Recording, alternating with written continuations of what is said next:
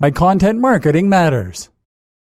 If you're at all interested in digital marketing and making a name for your brand online, then it is crucial that you understand how to properly make use of content marketing. Content marketing is currently one of the biggest trends in digital marketing as a whole, and is an area that many website owners and brands are investing heavily in right now, thanks to the impressive returns that they are seeing. While there is no such thing as a magic bullet when it comes to getting your brand known and encouraging sales, content marketing is perhaps the closest thing to such a notion, and can help you to drastically increase your visibility as well as your authority and trust. But content marketing is a complex and broad term that encompasses a number of different strategies and activities. In order for it to be successful, you need to have a good understanding of what it is, how it works, and how you can best adapt it to work for your particular brand. What's more is that you need to know where content marketing is heading in the near future, and how you can ensure that the work you put in now keeps on paying dividends long into the future. For all that and more, keep reading.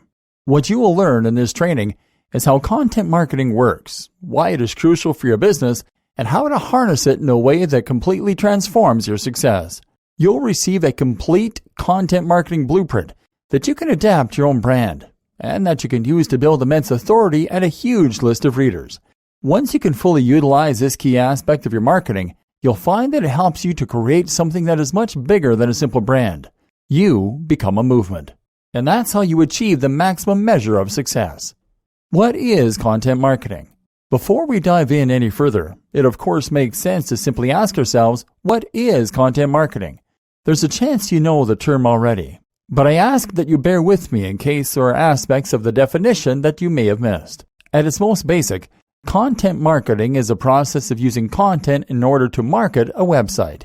This means that you could consider SEO to be a form of content marketing, inasmuch as you are creating content that Google will be able to index. This way, your content is making your site easier to find, and thus it is a form of marketing.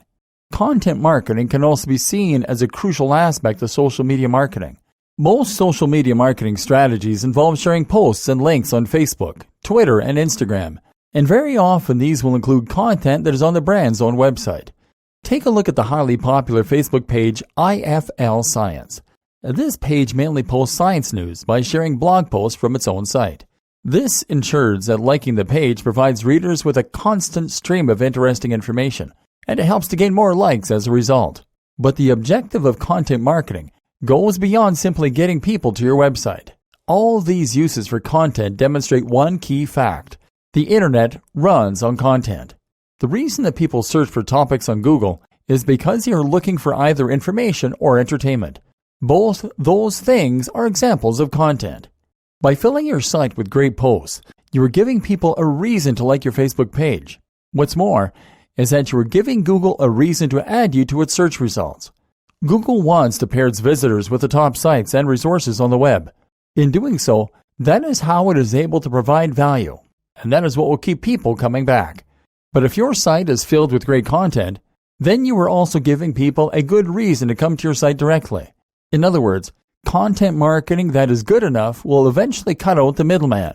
Content marketing that is good enough will encourage visitors to bookmark your site and to visit it regularly as part of their routine, in order to see what new posts you've uploaded and what more they can learn.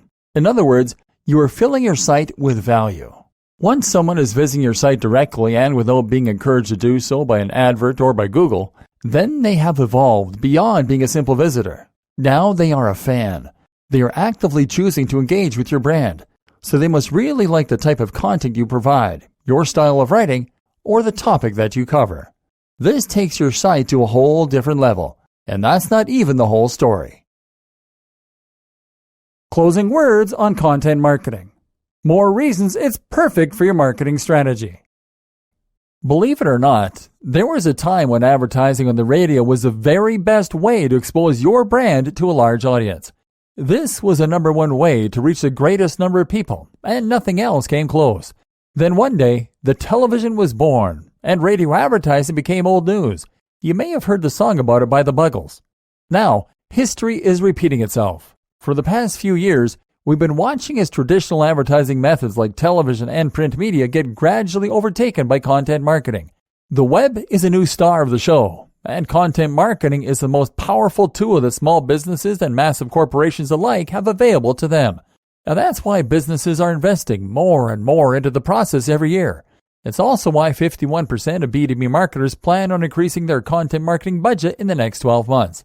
It's what you call the circle of life. You may have heard the song about it by Elton John. Hopefully, I've convinced you over the course of this training that content marketing is the future of digital marketing and that it deserves a place in your strategy. But if not, here are 4 more powerful benefits of content marketing to make you reconsider. Reason number 1, it's cheap and easy.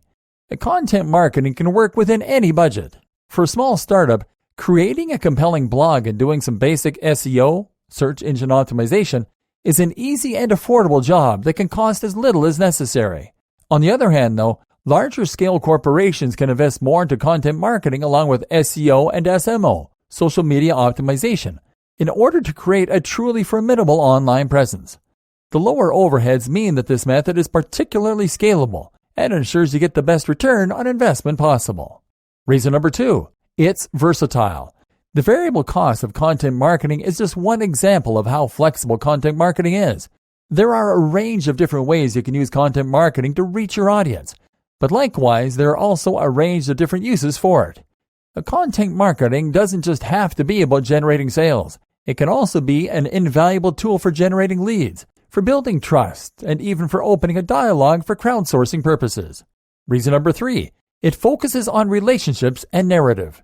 If you really want to reach an audience and encourage them to take action, then you need to appeal to them on an emotional level and convey your value proposition. This is precisely what content management allows you to do. Furthermore, content builds trust, it creates relationships, and it gives your business a voice. Content marketing allows you to craft your reputation with great precision, create a personality for your organization, and ultimately convey a much more powerful message. This is a fantastic strategy for those with their eye in the long term, aiming to build long-term relationships with their customers and clients. Reason number 4, it's growing. Content marketing is highly popular right now, but it's only going to gain momentum as time goes on. The number of people carrying web-enabled devices 24/7 is still growing, with no signs of slowing down. Likewise, new social platforms are continuously providing new opportunities, and we're getting better and better at creating the kind of content that provides real value for visitors. So, there you go. That's just 4 reasons to ensure content marketing is a big part of your strategy moving forward. The average business currently spends $379,600 a year on this form of marketing, a number that's growing all the time. How does your budget compare to that? There's no time like the present. With all that in mind, it's time to get started and to invest some time and some resources into your own content marketing strategy. Now, that means creating your own content marketing schedule, writing blog posts on a regular basis, and then sharing that content on other sites. It means having a great site and blog to begin with, a brand that people can invest in.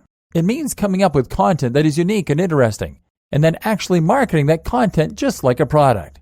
If you do all this and focus on quality, then you will build a rabid fan base. And once you've done that, you'll start to see this rewarding and enjoyable form of marketing pay you back in huge dividends. Why content marketing is crucial for selling. Content marketing doesn't only ensure greater loyalty and give you a big audience to sell to, though. It also gives you more impact and authority. Think about your favorite celebrity, someone that you really look up to, whose work you admire, and who you think has got their life together. Imagine if they recommend a certain item of clothing or a certain health supplement. Would you be more likely to buy it? The answer for the general population is a resounding yes. This is why the shoe that Under Armour designed with huge online influencer Dwayne Johnson was the fastest selling of 2017. The shoe, the Rock Delta, had the considerable advantage being recommended by someone with a huge audience and a huge amount of authority and trust within that community. The objective of content marketing is essentially to build that kind of trust and authority directly. Instead of working with an authority, you are going to become that authority. Take a look at someone like Tim Ferriss, Pat Flynn, or even Tony Robbins. These are people who offer value through their blogs and their videos, so that when they have something to sell, they have millions of people waiting to buy from them. Everything they release is a hit, which is because of the groundwork they put in at the start. The same goes for YouTube personality Elliot Hulse or bodybuilding site tnation.com. These are sites with fans, not just readers. How content marketing creates fans and buyers. We've seen the basics of how content marketing works, but now let's dive into it in a little more detail. What is a precise process that converts a first-time visitor into a rabid fan? How does content marketing take someone from a cold lead all the way to a buyer? Well, first, the content is what will help your new visitor to discover your site. They will search for a specific topic, and your site will come up in the search results. Or perhaps they will see a post from you on Facebook that a friend has liked. Either way, they'll then click on the link and read your site. But this alone isn't going to be enough to turn them into a real fan. In fact, they'll likely just leave your site and not come back. They will probably scroll down the page so fast that they don't even see your logo, and then they'll just navigate away as soon as they're done. Days, weeks, or months will pass, and the same thing will happen a couple more times. By coincidence, they will end up on your site. It's at this point they'll start to recognize some of your branding, and they'll note that you are running a pretty decent gig here. They'll make a note of the name of your brand, and the next time they search on Google, they'll look for your site's name in the search results. If they continue to be impressed, then they'll eventually consider actually bookmarking your page, or just occasionally checking the homepage to see what's new. It's at this point that they might subscribe, or that they might follow you on Facebook or Twitter. It's at this point that you just took your visitor from being a cold lead to becoming a warm lead. And now, when you come to sell something, they will be very likely to be interested. Not only will they be the first to hear about it because they're reading your content regularly, now they'll also know who you are. They'll trust you to be able to deliver high-quality content, and they'll know that you know your stuff. Imagine if you read the website of a photographer every week, and the photographer shared tips about how they create the perfect photos, what tools they use, and how every job is important to them. If you read this often enough, you'll likely come to respect that photographer's point of view, and you'll know at least that they have a deep understanding of their craft, and that they take it seriously. Now imagine that you need someone to take some photos for your website, your wedding, or another event. Who would you consider asking first, assuming they were local? This is the power of content marketing, and it's something you can see used effectively in countless sales funnels and by many other marketers. Think of it this way. If you landed on a website and the very first thing it did was to try and sell you something, what would you do? You'd probably leave. You never asked to buy something, and more to the point, you have no reason to trust the person selling. It looks like spam, and you leave. This is considerably different from being a long-time reader of a blog and then learning that the writer also has a book out. This is a much less invasive way of discovering a product, and more to the point, you know something about that blogger. You know that they know their stuff, and you can trust them. They have built a brand through their content marketing, and that means you'll feel much more comfortable handing over your cash. I like to think of this in terms of dating. Trying to sell to someone without first establishing trust and authority is just like approaching a stranger on the street and asking if they'll come home with you. They don't know you, they don't trust you, and they'd be annoyed at the interruption. But if you have done the groundwork by chatting, dating, and demonstrating you're a nice person, then you'll earn the right to ask them home. An example, Tai Lopez. Let's take a look at one example. Tai Lopez. Tai is a controversial digital marketer and a household name thanks to a series of adverts that show on YouTube before other videos. He is responsible for the "here in my garage" meme that has been doing the rounds online. And if you spend any time online, chances are you will have encountered him. While you might find Tai's in-your-face marketing strategies to be irritating, like most people do, the reality is that they work. We know they work. Otherwise, he wouldn't have been able to make so many using the profits from his previous videos. The success partly comes from how annoying the videos are. Tai is bragging about his sports cars and books, and his attempts at authenticity are so thinly veiled you can almost feel the slime. This is all part of his strategy, of course. As Trump showed us, no publicity is bad publicity. Being irritating and controversial gets people talking, and that is great for business. But what you can also learn from Tai is a pretty immaculate example of content marketing. Content marketing does not just mean blog posts. It also means videos, pictures, and really anything that can be considered content. The first video from Tai, then, is an example of content. This is the point at which a viewer is a cold lead. They didn't ask to be watching this, and they have no reason to want to stay tuned. The first thing Tai does, then, is to establish authority. He does this by showing off his cars. by referencing the fact that he gave a TED Talk, and by talking about money a fair amount. Now, the audience knows he knows his stuff. He shares some of his personal backstory too in order to establish trust. The next thing he does, though, is to talk about another video, a free video that lasts over 50 minutes. This is important because the video is not only apparently great value, 50 minutes for free, but is also an opportunity for him to build more trust and authority. If Ty were to tell you to buy from him as soon as you watch the YouTube video, you probably wouldn't. You would ignore the video and carry on with your life. At this point, he hasn't done enough to prove himself to encourage you to buy from him. But now imagine that you've just watched 50 minutes of content on top of that advert. Now you know just what value, I guess, Ty is able to provide. You like what he has to say, you trust him, and you've been given more reason to consider him an authority in his field. It's only at this point that Ty will now begin to try and sell to his audience. By doing this, he has now earned the right to sell, and the audience is more interested in buying from him. They're hopefully now convinced that he is a money-making guru, and if they want to achieve some of his success, they might consider investing in one of his books. This is a typical sales funnel, which in turn is a system that is designed to take someone from the first encounter with a brand all the way to wanting to buy from the creator. A funnel will almost always start with something free, a free taster, and then encourage more and more engagement, right up until the point where it tries to make a sale. But this sales funnel, like all sales funnels, also relies heavily on content, making it an example of content marketing as well. If you want to build trust and generate sales from your own website or blog, then you need to mimic this process. And it starts with amazing content. The logistics and the numbers. Now you know what content marketing is, why it matters, and how other creators are using it to grow their visibility and their trust, all while making more sales. The next question is what you actually need to do on a day-to-day basis to grow your site and build that trust. How often do you need to post? Which types of content should you provide? How long is an ideal blog post? That's what we'll be examining in this video. Types of content marketing. The most popular type of content marketing by far is written.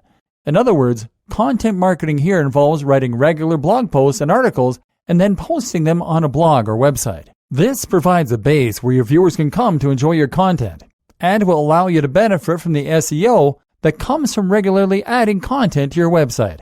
It also means you can then share your posts on social media in order to build a following and to direct even more traffic to your site. But written content is just one form of content marketing. Other options include video, live video, podcast, images, quizzes, tests and games, and music. And even within the most basic written version of content marketing, you still have many different forms, from the trashy, short-form, humorous content that is shared on BuzzFeed to the more in-depth, challenging pieces shared on something like Brain Pickings. Then you have content that is evergreen, meaning it will last forever, and content that is very contemporary and temporal, such as breaking news. Each different kind of content has its advantages and disadvantages, and depending on your audience and your goals, you are going to take a different approach to regularity, length, etc. But for the most part, it is likely safe to assume that you are going to want some form of blog. Even if you make video marketing a big push, you will likely do this in addition to a blog. For that reason, we will assume for now that this is the route you are going to take. In that case, we can make some useful suggestions as to the regularity and methods you use for publishing your content. Frequency, length, and more factors. Frequency. If you want to build a following on your blog, then you need to be frequent and consistent.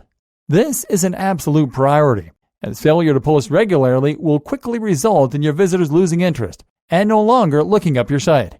If they check several times and your site is the same as it was last time they looked, then this means that they will be likely to give up. The very minimum you should be posting then is once a week. If you do this, then you should also post on a consistent day and make sure that you are always on time. But while you can get by on one post a week, this is very much not the best strategy. What is more preferable is that you aim to produce multiple blog posts in a single day. Failing that, you should aim for at least one blog post a day. That might sound like a lot, but the proof is in the pudding. Think of any of the top blogs that you like to read on a regular basis. How many blog posts do they have? In all likelihood, they probably post multiple times in a single day, or at least a single time a day. If you are an entrepreneur hoping to make money from a website or blog, hoping to earn enough that you can quit your day job, then the main activity you should be engaging in is writing your content and then promoting your content. And if you want this to be your full-time job, then you need to treat it like a full-time job. You can't get a full-time salary from 2 hours of work every week. So, learn to write well and learn to write fast. Length. In terms of length, most SEOs and marketing experts now recommend aiming for longer form content. Anything that's 1,500 words and over will be able to provide much greater depth and much more insight compared with something that is just 500 words. As such, these longer posts tend to be better at creating trust and authority, and they also tend to be shared more. They additionally have a greater chance of ending up in Google's curated news section, which is fantastic for increased visibility and more visitors. The only problem is that writing one or more posts a day at 1,500 words each becomes a rather impossible task for most brands and most bloggers even. Thus, a better strategy might be to aim for shorter content, perhaps 500 to 7 words for most posts, and then to write a few longer ones. This also has another added benefit, in that it will allow you to keep your content looking more natural and organic. When every single post on your website is roughly similar in terms of its size and structure, then this actually can be a bad thing from an SEO perspective. To Google, too much consistency doesn't look organic. It doesn't look as though you wrote the articles that way, because that's how you thought they should be. But rather, it looks like you wrote them that way because you thought it would help you climb Google. In other words, it looks like you're trying to game the system. Conversely, if your content varies in length, then it looks more as though you're focused on delivering good content for your readers without concern for how it might impact your SEO. Ironically, this is what Google wants you to do. Likewise, it is also better for your readers, as they won't always have time to sit down and read a huge amount of text on a subject. With shorter bite-sized information and longer posts, they can instead read it at their own leisure and pick the right post for the amount of time available to them. Other forms of content and advice for scheduling. If you're going to be posting other types of content as well, then these might adhere to slightly different schedules. YouTube videos, for example, will more likely be once a week. This is fairly standard for YouTube creators, while social media posts should certainly be multiple times a day. Depending on your available time, the size of your brand and the platforms you are working with, this might add up to a lot of work. In that case, you might need to become a little more strategic in considering how you will go about your marketing. For example, you might find that you can benefit from scheduling posts. WordPress itself and many social media platforms allow you to create posts and set them to post at a specific time. For those social media sites that don't support this feature, you can use external tools like ifttt.com or Buffer. This way, you will be able to ensure that your site has a steady flow of new content, even on days when you run out of time or perhaps inspiration. Another tip is to consider creating a content marketing scheduling calendar. This basically outlines all the content you need to create and shows you when and how you will post it. This will help you to ensure your marketing strategy fits within your routine and your schedule, and can that way help you to avoid missing posts or getting bogged down with other work. Remember, if you don't have time to write all the content yourself, then you could always use other creators to help you find the time. You can do this either by working with partners or by using freelancing sites and webmaster forums where people will advertise their skills. Make sure you pay a little more and use only the very best content creators. Anything less can hurt your brand. Getting more content. Your guide to fast and effective content curation. Another option for speeding up content creation and still providing value is to use content curation. The essential idea behind content curation is simple. You're making blog posts and pages that are entirely comprised of other content you have found around the web. You can then recombine this content in order to create something new, along with adding your own commentary and context to make the post more interesting and to add your own value. But how do you go about doing this? And how can you make it a quick process without risking making your post less interesting or useful for your readers? The objective. The first thing to do is to understand the objective of good content curation. Your aim here is to create a blog post that provides several times the value of a conventional blog post, because it combines the best parts of many posts into a single resource. This makes it very important that you carefully consider the type of content you are sharing. This should be content that is meaty and interesting, and you need to ensure that you have something interesting and useful to say about it. It is not enough to simply post a selection of copy-pasted snippets from other sites at random. Remember, duplicate content won't rank highly in Google. This is not our objective here, though. Our objective is to provide something useful for our visitors and to keep them coming back. Some tips. In theory, content curation can save you time by allowing you to create content by reusing content that others have already made. Theoretically, this then means that you can save time because you don't need to write all the content yourself. But the problem is that you need to head out and find all that content. It needs to be interesting and high-quality content, meaning you'll need to sift through the unsuitable stuff. And you then need to be able to add some kind of interesting commentary and tie it all together. When you consider all these jobs, it becomes apparent that this can actually end up taking a long time. A solution then is to try hiring someone to collect the content for you so that you can put it together and then add the commentary. Consider using a VAS, virtual assistant service, many of which will charge less than $1 per hour. Another tip is to make the most of the fact that you are borrowing content. Get in touch with the original owners of that content, and they may be able to help you promote the page as a way of saying thanks, and they might even link to you. This can also prevent potential copyright issues. Follow these tips, and remember to offer value in all your posts, and content curation can be a great way to save time and get more done.